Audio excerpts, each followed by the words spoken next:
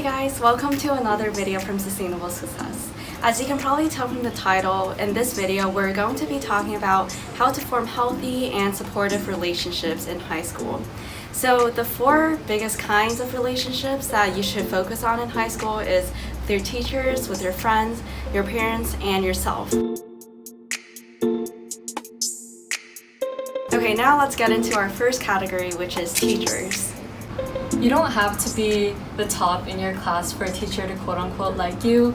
You just have to show that you're willing to put yourself out there, you're willing to learn, and you're willing to improve for your teacher to really respect you as a student and value your opinion. Really small things such as asking questions, sitting in the front of the classroom, greeting your teachers in the hall, maybe even writing them a card or two throughout the school year. These gestures are ones that teachers will remember, and it really is worth it when it comes to junior and senior year when you have to ask your teachers for letters of recommendation. But even without that in mind, it's really important to have these relationships with teachers because they really are your support system at school. If you ever need anything, I'm sure that all of your teachers will be more than happy to sit down and have a conversation with you.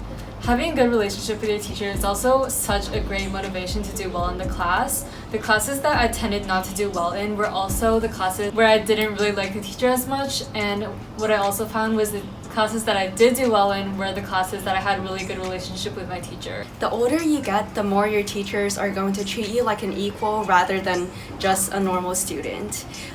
They are actually also humans and they want to respect your values and your opinions. But for them to be able to trust you, you have to first show them that you are actually trustworthy and responsible.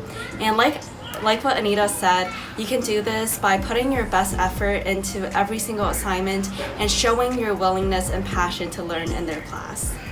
And the second thing is communication with your teachers. So teachers, they have emails and or office hours for a reason. And even though they might seem busy and intimidating to approach, just know that the biggest part of their job is to help you as a student to learn and grow. So you should feel comfortable with asking them questions and discussing your thoughts with them. However, with that said, you should also make sure that your questions that you ask them are not questions that can be simply answered by other friends in your class. So a good tip is to, before you approach them, just think about the questions that you're going to ask and make sure that your questions are actually valid and that it won't portray you as someone who doesn't listen in class.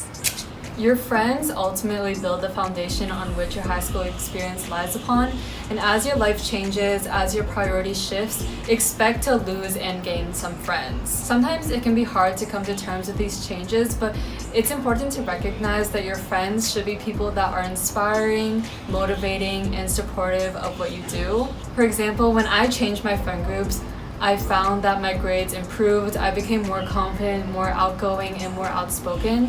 So these changes aren't things that you should try to avoid or push away because these changes really allow you to not only grow socially, but also personally, emotionally. And in my situation, I also improved academically. So I guess what I'm trying to say is don't try to push away these changes. They will come naturally and you should just kind of go with the flow with them. It's not that dramatic. You should just learn from your mistakes.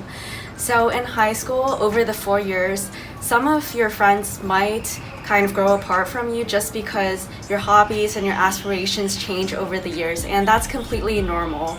It's actually a lot more common than you think for people to just move around different friend groups in high school to make sure that they are in the right friend group. So just let yourself explore the different friendships for a while to see what suits you the best. Sometimes it can be really hard to not be competitive with your friends, especially if they're friends who are thinking about pursuing a similar career path as you, which means you're doing quite similar extracurriculars and taking similar classes. But what's important is that your friends should be people that you are supportive of and you're happy for their successes and they're happy for yours. So if you ever feel like you're starting to feel a little bit of competition or tension with your friends, maybe you should sit down and have a conversation with them about that because no one likes to feel like they have to walk around eggshells with their friends.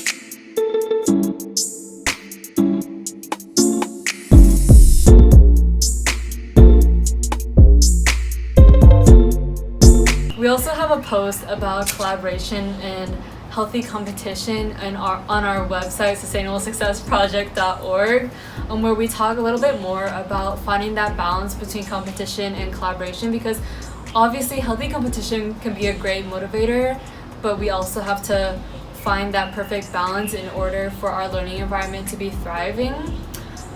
So check that post out. Your parents are probably the most supportive people of your life, because since they're your family, they have no incentive to hurt you or to compete with you. But even with that said, we shouldn't take their unconditional support for granted. So just remember over the years to show small gestures of gratitude, whether it's writing them a thank you card or cooking them breakfast, because these small gestures of gratitude can mean a lot to them. I would say that the most important part of maintaining a healthy relationship with your parents is communication, as with many other relationships. So for me and for Lillian, this came through literally just talking to them about our day. So every day during dinner, we would go around the table and talk about maybe something we learned that day, something we felt that day, if something happened. When we're busy, miscommunications can happen, and sometimes our parents might just be trying to offer us some advice based on their past experiences, but we might take it as a criticism. So if you feel like your mode of communication with your family isn't serving you in an emotionally productive way, then you should talk to them about how you feel and how you want your mode of communication to improve. It's really important to have these good relationships with your parents, because let's say you're having a bad day at school, it's really comforting to know that you have a safe place at home to go back to.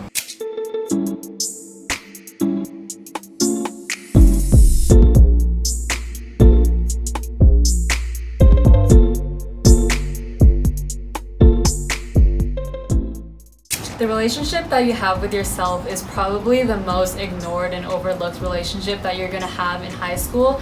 But what's important to remember is at the end of the day, your mindset, your body, those are the only things you really have. So it's important to remember to nourish them and take care of them. So what I recommend is that every once in a while, just take a step back, take some time to really think about what direction your life is going. If you set goals at the beginning of the school year, are you on track? Are you deviating from what you intended your school year to look like? And just really taking some time to be introspective and also taking care of yourself through small actions on a day-to-day. Doing one thing just for you and just relaxing after a long day of school. These small actions can really facilitate a healthy relationship with your body and healthy relationship with your mind. So in high school, we're all bound to make certain mistakes and have certain regrets, and sometimes there are just days where you feel like nothing is going the way you want them to be. And I know it's really tempting to kind of ruminate about what you could have done differently or what you could have done better, but ultimately having those ruminations can be really emotionally consuming, and it can take away a lot of your energy and make you not be able to focus on what's really important. So it's important to remember to not blame yourself for something that you've done in the past that you can't really change.